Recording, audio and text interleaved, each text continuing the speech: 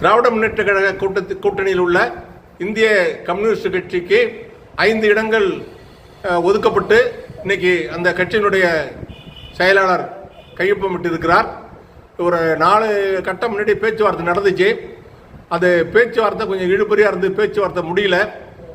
இதை ஒரு தொலைக்காட்சியில், பிரதான தொலைக்காட்சியில் அடிக்கடி போட்டுக்கிட்டே இருந்தான் அந்த செய்தியை. இது மாதிரி இழுபறியாக இருக்குது, அந்த கூட்டணி விட்டு வெளில போகுதுன்னு தொடர்ந்து ஒளிபரப்பிட்டே இருந்தாங்க.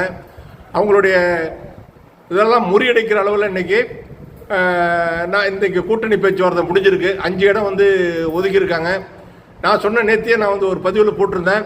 இன்றைக்கி 4 முறை பேசியாச்சு, பேச்சுவார்த்தை முடியல. இன்றைக்கி முதலமைச்சர் தலைமையில், திமுக தலைவர் தலைமையில் பேச்சுவார்த்தை நடந்து வெற்றிகரமாக கூட்டணி கையெழுத்து ஆகிடும் அப்படின்னு சொல்லிட்டு நான் ஒரு செய்தி காணொலி போட்டிருந்தேன். அதே மாதிரி தான் இன்றைக்கி அது முடிஞ்சிருக்கு. போன தேர்தலில் 6 இடம் நின்னாங்க. இந்த தடவை இடத்த குறைச்சிக்க சொன்னது திராவிட முன்னேற்ற கழகம். இடத்த குறைச்சிக்க சொன்னாங்க. இல்லை, இந்த வருஷம் கூடுதலாக இடம் வேணும், காங்கிரஸுக்கு இடம் கூடுதலாக கொடுத்துருக்கீங்க, புதுசாக வர தேமுதிகவுக்கு இடம் அதிகமாக கொடுக்குற மாதிரி தெரியுது. அப்படி இருக்கிறதுல எங்களுக்கு கொஞ்சம் அதிகம் இடம் வேணும் அப்படின்ட்டு இந்திய கம்யூனிஸ்ட் கட்சி ரொம்ப கடுமையாக போராடிட்டு இருந்தாங்க. அதனால் கொஞ்சம் இழுபறியாக இருந்துச்சு. இப்போ புதுசாக தலைவர் மத்தியில் இன்றைக்கி முன்னிலையில் பேச்சுவார்த்தை நடந்து இன்னைக்கு புதிய கட்சிகள் திமுக கூட்டணியில் இணைஞ்சிருக்கிறதுனால நிறைய கட்சி, புதிய கட்சி இணைஞ்சிருக்கு. ஓபிஎஸ் சேர்ந்திருக்காரு, கமலஹாசன் சேர்ந்திருக்காரு, தேமுதிக சேர்ந்திருக்கு.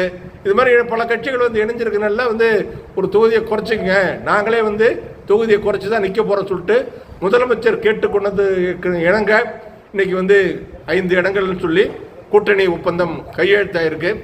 இடம் கையெழுத்து ஒப்பந்தத்தில் கையெழுத்து போடுறவங்க எல்லாம் சொல்றது தான், எங்களுக்கு கூட்டணியில் எத்தனை இடம் போட்டி என்பது குறிக்கோள் அல்ல. வலதுசாரி சனாதன பாஜகவை முறியடிக்க வேண்டும்.